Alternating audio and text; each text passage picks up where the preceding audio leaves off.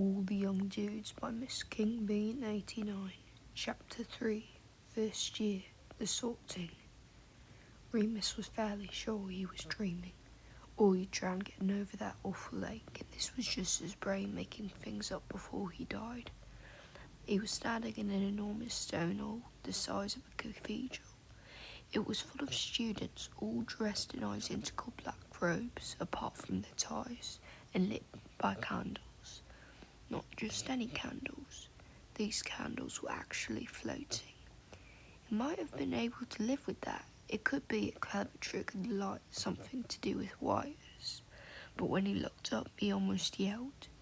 There was no ceiling, just the vast night sky hanging above him, pendulous grey clouds and glittering stars. No one else seemed interested, save for the red-haired girl, Lily, and a few other kids Remus assumed must have McGonagall parents too. Remus had on his uniform now, and felt a little better to be dressed the same as everyone else. All of the other students sat on long banquet tables under their house banners. James had excitedly explained the difference between each house, much to the chagrin of Sirius and Peter, both of whom were convinced they would end up in the wrong place. Remus didn't know whether to be nervous or not. He couldn't see how much it would matter to him.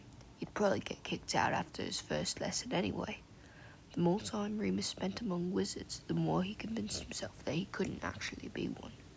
Professor McGonagall, a thin, stern-faced witch who had led all the first years into the hall, was now standing beside a stool, holding a mangy old brown hat. This was the test James had told them about. They had to put on the hat, and somehow they would each be sorted into one of the houses. Remus looked up at each of the banners. He already knew he wouldn't end up in Ravenclaw, not if you had to be clever. He didn't think much of the one with the badger. They weren't exactly exciting animals, especially compared to snakes. He liked the colour green too, if it came to picking a tie. But then, James and Peter had been keen on Gryffindor, and seeing as they were the only people who had been friendly so far, he wouldn't mind going with them. A boy called Simon Arnold was the first to be called forward. The hat was placed on his head, covering the top half of his face. Remus wondered if it smelled as bad as it looked. Matron was always maniacal about head lice, and he hoped that none of the kids went before him had him. Simon was promptly sorted into Hufflepuff, the Badger House, to tumultuous applause. Sirius Black was the first of their group to go, and he looked positively queasy as he approached the stool. There was some catcalling from the Slytherin table. Some of the older students were calling to him. 2 young women with masses of dark curls and the same high cheekbones and full lips as Sirius, who was now trembling on the stool. The hall was quiet for a few moments as the hat came to rest on Black's head. Then the hat screeched, "Gryffindor!" A few moments of stunned silence passed before the clapping came this time. McGonagall gently lifted the hat from Sirius's head and gave him a small, rare smile. He looked completely horrified, casting a desperate look at the Slytherin table, where the 2 girls heckling him were hissing, eyes narrowed. He got up, walked slowly over to the Gryffindors, where he was the first new student to take his place under the red and gold banners. The sorting continued. Lily was also placed in Gryffindor, and sat grinning next to a very miserable-looking Sirius. When it was finally his turn, Remus still couldn't see what all the fuss was about. He didn't much like having everyone's eyes on him as he pushed to the front, but did his best to ignore it. He would have shoved his hands in his jeans and slouched normally, but in his weird new uniform it wouldn't have had the same effect. He sat down on the stool, McGonagall looking down her nose at him. She reminded him a bit of Matron, and disgust rose in his throat. She lowered the hat over his eyes. Everything went dark. He didn't smell it all, and the peace and quiet was actually quite a bit of a relief. A soft voice spoke in his ear. It was the hat. Remus tried not to cringe as it purred quietly. "You're an odd one, aren't you? What shall we do with you?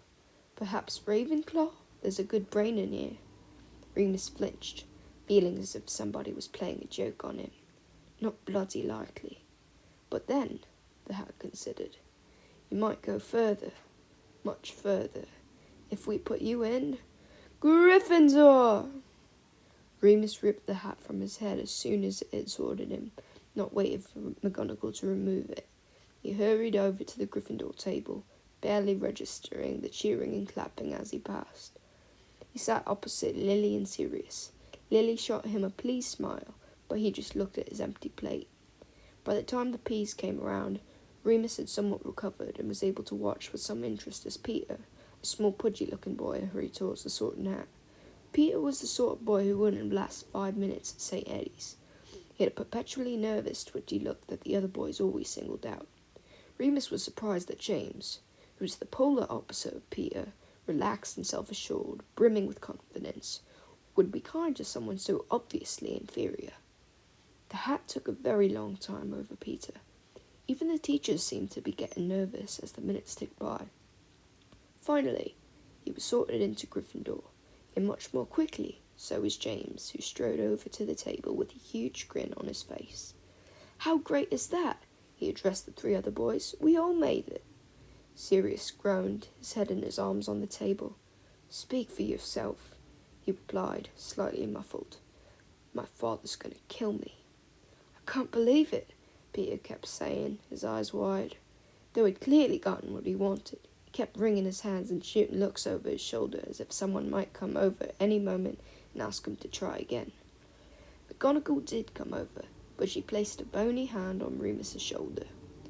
"Mr. Lupin," she said quietly, but not so quietly that the other boys couldn't hear. "If you would come to my office after dinner, it's next to the Gryffindor common room. One of the prefects can show you." Remus nodded. Mute, she left. "What was that all about?" James asked. "McGonagall wants to see you already." Even Sirius looked up now, curious. Remus shrugged, as if he didn't care either way. He knew what they were thinking. The rough kid was already in trouble. Sirius was looking at his black eye again. Fortunately, the food had appeared, distracting everyone. And it really had appeared. The previously empty plates were suddenly laden with an actual feast. Golden roasted chickens, piles of crispy roast potatoes, plates of steaming carrots, peas swimming in butter, and an enormous jug of rich dark gravy. If the food was going to be like this all the time, then Remus wondered if he could ignore the talking hats and snobbish housemates. He paid very close attention as one of the Gryffindor prefects, who introduced himself as Frank Longbottom, led the first years to their common room in one of the towers. Remus hated getting lost and tried hard to cement the journey into his mind as they went.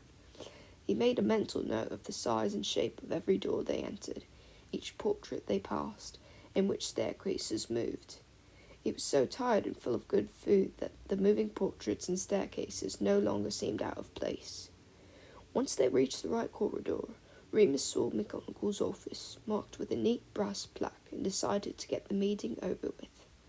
He paused outside the door and was just about to mark when James appeared. "Want us to wait for you, mate?" "Why?" Remus asked, eyeing the dark-haired boy suspiciously. James shrugged. "So you don't end up on your own." Remus stared at him for a moment before slowly shaking his head. "No, I'm fine." He knocked. "Enter." A voice came from within. Remus pushed open the door. The office was small, with a neat little fireplace and rows of books against one wall. McGonagall sat at an immaculately tidy desk, and she smiled thinly and motioned for Remus to sit down in the chair opposite. He did, sniffing and rubbing his nose. "I'm pleased to meet you, Mr. Lupin," the teacher said in a reedy Scottish accent. Her hair was grey, pulled back in a severe bun, and she wore a deep green robe secured with a golden clasp in the shape of a lion's head. "I'm even more pleased to have you in Gryffindor House, of which I am the head." Remus didn't say anything. "Your father was a Ravenclaw, you know." Remus shrugged. McGonagall pursed her lips. "I thought it best to speak with you as soon as possible about your condition," she said quietly. "Dumbledore has explained that you have had minimal interaction with the wizarding world so far, and I feel it is my duty to let you know that people with your particular problem face a huge amount of stigma." "Do you know what stigma means?" Remus nodded. He couldn't spell it, but he knew the word well enough. I want you to know that as long as you are in my house, I will not tolerate anyone treating you differently or unkindly. This applies to all the students under my care. However, she cleared her throat, it may be prudent for you to exercise caution. I wasn't going to tell anyone, Remus replied. As if I want anyone knowing. Well, quite, McGonagall nodded, looking at him curiously. That brings me to my next point. Arrangements have been made for the full moon, which occurs this Sunday, I believe. If you would report to me after dinner, I shall show you where to go. Perhaps you could tell your friends that you're visiting someone at home. Remus snorted. He rubbed the back of his head. Can I go now? The professor nodded, frowning slightly. Outside, Remus found James still standing there, alone, waiting for him. Told you I'd be okay, Remus said, annoyed. James just smiled. Yeah, but you missed Longbottom giving us the password. Didn't want you stuck out here all night. Come on. James led him to the end of the corridor, where hung a large painting of a voluptuous woman wearing pink. Widdershins, James said, and the portrait moved away, swinging out like a door. They entered the common room. There had been a rec room at St. Edmund's Boys' Reformatory, but it was nothing like this. That room had been sparsely decorated, containing a black and white juice mold TV and a few board games. The decks of cards were always incomplete, and most of the chairs were broken or damaged. The Gryffindor common room was warm, comfortable, and cozy. There were huge, squashy-looking sofas and armchairs, a thick maroon rug in front of a blazing fire, and even more paintings adorning the walls. We're up here, James said, leading Remus to a winding staircase in one corner. At the top, there was another door, which opened into a bedroom. Again, this was nothing like the facilities at St. Edmund's. There were 4 beds, all enormous, hung with thick, red velvet curtains with gold-trimmed tassels. There was another fireplace, and each boy had a heavy mahogany trunk and a set of shelves by their beds. Remus saw his sad little suitcase propped up against one of the trunks. He moved over, assuming that was his bed. Peter was rifling through his own things, pulling out clothes and magazines and books, making a terrible mess. I can't find my wand, he wailed. Mum made me pack it so I wouldn't lose it on the train, but it's not here. Pete, James grinned. Your mum asked me to look after it, remember? James and Peter, Remus had learnt since the train, had grown up as neighbours and knew each other quite well. Though 2 boys couldn't be any more different. And Remus still couldn't understand why James didn't want to beat the shit out of Peter. Sirius was sitting on his bed, his trunk still packed. Cheer up, mate, James said, going to sit down next to him. Didn't want to be in Slytherin anyway, did you? 500 years, Sirius replied stonily.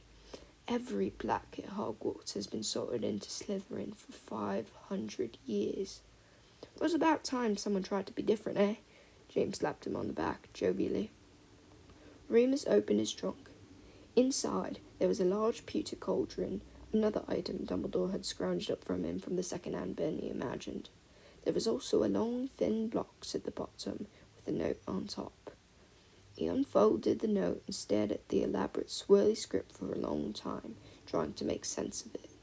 He only recognized the word father, and guessed that it also was from Dumbledore, but had belonged to his father. Opening it eagerly, he found a long, polished stick. It was a wand. He hadn't thought about wands yet, but he took it in his hand and squeezed the wood firmly. It was warm to the touch, like his own flesh, and felt supple as he turned it in his own hands. It felt good. Sirius had finally started to unpack, pulling out book after book out of his trunk. Those that didn't fit on his shelf he stacked beside his bed. James stared, just having finished pinning a poster next to his own bed. It showed a lot of little people zooming about on broomsticks, throwing balls to each other. Remus thought it only looked mildly more interesting than football, which he hated. You know, James said to Sirius, still stacking books, there is a library here. Sirius smirked. I know, but these are mostly Muggle books. My Uncle Alfred left them to me, and Mum would set them all on fire if I left them at home. Remus's ears pricked at that. What was wrong with Muggle books? Not that he had any with him. He hated reading more than anything in the world. He didn't think about it for long, though, because now Sirius was lifting an actual record player out of his trunk, followed by a box of brand new looking records and shining bright sleeves. He went over to look straight away. "Is that Abbey Road?" he asked, peering into the box of vinyl. "Yeah," Sirius grinned, handing it to him. Remus wiped his hands carefully on his robes before taking it from him, handling it carefully. "You must be Muggle-born," Sirius said. "Never met a wizard who knows the Beatles, except my cousin Andromeda. She bought them for me." Remus nodded, forgetting himself for a moment. "I love the Beatles. One of the boys in my room at home's got at least 10 singles, but he never lets me touch them." "Boys at home?" Sirius arched an eyebrow. Remus thought he seemed very grown up. "You mean your brother?" "No," Remus shook his head, handing back the record and shrinking away. "I live in a children's home." "Like an orphanage?" Peter asked, wide-eyed. Remus felt anger rising, his ears growing hot. "No," he spat. He felt all the boy's eyes slide towards his bruise again, and turned around to unpack the rest of his things in silence. Eventually, Barton and Black started up a conversation about something called Quidditch, which soon became a very heated argument. Remus climbed into his bed and drew back the curtains, relishing the privacy. It was dark, but Remus was used to the dark. "You'd think he'd try harder to make friends," Peter whispered loudly to the other two boys, "especially if he's Muggle-born." "Are you sure the hat wasn't supposed to put you in Slytherin?" Sirius drawled. Peter was quiet after that.